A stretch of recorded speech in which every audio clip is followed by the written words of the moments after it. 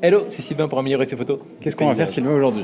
Eh ben, on va parler de... C'était quoi le sujet? Alors, c'était pourquoi est-ce que ça ne sert à rien de montrer les exifs d'une photo? Alors, les exifs, si tu le sais pas, non, d'abord, on va lancer le générique. C'est parti, let's go. Ryan Little.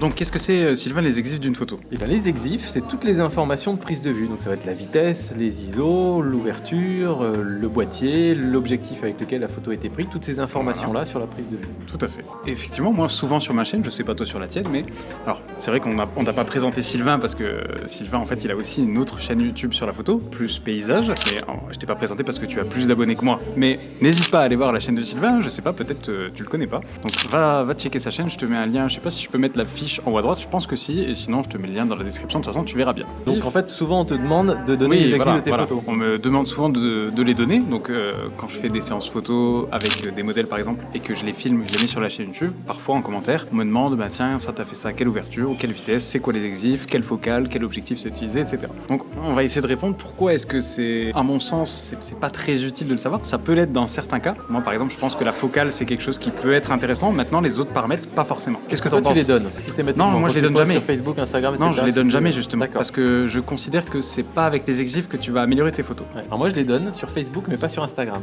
Et on me les réclame sur Instagram aussi. Ok. Alors pourquoi Facebook et pas Instagram par exemple? Tout simplement parce que pour moi Instagram on est vraiment plus dans du visuel, donc on n'est pas forcément sur Instagram pour apprendre des techniques photo et vraiment plonger dans le truc, alors que Facebook pour moi marche un peu plus là-dedans parce qu'on engage une discussion derrière dans les commentaires et tout ça. Et on me demande d'ailleurs souvent tiens pourquoi tu as utilisé telle vitesse, etc. Donc en fait moi j'éduque certaines personnes par mes erreurs. C'est-à-dire que souvent j'ai 3 ans de retard dans mes retouches photos, c'est pas bien. Ok. Et donc des fois je poste des photos de quand j'étais un peu débutant. Ouais. Et du coup on me dit mais pourquoi t'as pris cette photo à un demi-millième de seconde alors qu'il n'y a rien qui bouge dans le paysage? Un demi-millième de seconde, ISO 400. Voilà. Ouais. Juste en fait j'étais juste comme ça à ce moment-là parce que je venais de prendre un truc qui bougeait très vite avant. Ouais. Et en fait tu vois que ça pose pas vraiment de problème sur la photo en elle-même, elle n'est pas plus mauvaise comme ça quoi. C'est pas si grave que ça en fait. Ouais. Pour ma part, alors c'est vrai que la vitesse c'est quelque chose qu'on me demande moins, mais parce que peut-être la vitesse c'est plus lié au paysage, parce que peut-être avec la pause longue, etc. Mais en tout cas pour moi c'est plus souvent l'ouverture qu'on va me demander, parce que forcément ouverture dit profondeur de champ, donc les gens ont envie de savoir est-ce que j'étais ouvert à fond pour avoir un maximum de flou derrière-plan ou pas. Oui, ils veulent savoir si t'as de la thune et que t'as des objectifs qui ouvrent à 1.2, peut-être, 0.95. peut-être. Alors moi je suis chez Nikon, donc il n'y a pas de 1.2 chez Nikon. La bague, la monture ne permet pas. Alors du coup, autant parler technique. Moi j'ai une photographie avec deux objectifs, c'est le 35 mm 1.4 du coup et un 85 mm 1.4. C'est mes deux seuls objectifs. Mais comme je te le disais aussi tout à l'heure, quand il fait en lumière naturelle, donc quand les conditions lumineuses sont bonnes, je me mets, j'allais dire rarement. Non, en fait, je me mets jamais à pleine ouverture. Voilà, c'est parce que c'est pas un rendu que j'aime bien. J'aimais bien quand j'étais plus débutant, et forcément, au bout d'un moment, t'as envie de sortir du toujours plein de crème à l'arrière, tu vois. Mais sinon, pourquoi ne pas les donner? Eh ben parce que pour moi, une photo, tu peux faire par exemple, moi je peux faire un portrait à 1/2 centième f8 ISO 100, et je peux ouvrir, par exemple passer de f8 à f4, donc je vais gagner pas mal de lumière, et du coup au lieu de le faire à 1/2 centième, j'ai dit 1/2 centième avant, ben je le fais à 1/4 centième ou 1/8 centième. Je sais pas quelle est l'équivalence exactement vitesse ouverture, et finalement ça changera pas grand chose. Il y a une profondeur de champ qui sera un peu plus grande ou un peu plus petite, mais ça va pas changer le message que je vais faire passer, ça va pas changer la lumière qu'il y a sur ma photo, ça va pas changer la pose ou l'expression que la modèle a, ça va pas changer le cadrage non plus, tu vois ce que je veux dire? Donc, est-ce que tu crois qu'il y a pas un biais de lecture justement quand on donne des infos trop techniques sur sa photo, que les personnes qui vont voir ta photo vont plus tout de suite aller regarder la technique plutôt que d'apprécier la photo en elle-même? Je sais pas si tu vois ce que je veux dire. Est-ce que quand tu vas dans une expo, tu préfères ne pas voir les exifs parce que justement tu veux juste voir la petite légende et la photo en elle-même pour profiter de la photo? Ouais, c'est possible. Il y a pas un côté et dans ce cas-là, si ce que tu dis est vrai, je suis content de pas donner les exifs sur ma chaîne, parce que je veux que les gens apprécient mes photos, les photos que je leur montre, pour le message, pour parfois le côté esthétique, parfois le message que j'ai envie de faire passer, et surtout pas pour le côté technique, qui pour moi est secondaire. L'appareil photo c'est important, parce que sans appareil photo tu fais pas de photo, mais c'est l'outil qui permet la création. Et moi si l'outil il était entièrement automatisé, en gros je lui rentrerais juste, moi ce que j'aime bien c'est dans des bonnes conditions lumineuses f4 et dans des conditions pourries f2 avec limité les ISO machin un truc, je lui rentrerais tout à la maison tranquille, et après je sortirais, j'aurais juste un déclencheur et basta. Moi ça m'irait, cette photographie là m'irait totalement. Bon, et si on prêchait un peu l'inverse? Ok, vas-y. L'avocat du diable. Faisons. Souvent, moi, je partage les exifs parce que je me dis plutôt, pourquoi pas. Ça me coûte pas grand-chose de les mettre. Ouais. Si ça peut en aider certains, tant mieux. Je suis comme toi persuadé que c'est pas en regardant les exifs qu'on va progresser en photo. Mais je pense que dans certains cas, ça peut aider de se dire, tiens, cette photo-là, j'aurais jamais pensé la prendre à f4, alors qu'elle a l'air nette de A à Z. Je parle de paysage ici. Mais donc, tiens, des fois, j'essaierai de prendre ce type de photo à f4. Donc, j'ai appris que je pouvais faire ce genre de choses, par exemple. Je vois ce que tu veux dire. On peut avoir des petites inspirations comme ça. On peut, du coup, des fois, engager la discussion en dessous et dire, tiens, pourquoi t'as mis ce temps de pause, j'aurais choisi autrement, et on apprend des choses les uns les autres.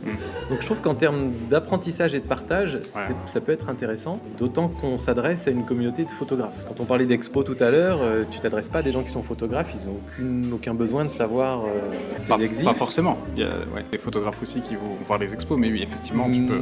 Voilà, mais donc si on est dans un entre-nous, un entre-soi, entre guillemets, moi je ne vois pas trop de mal à les mettre. Non, effectivement.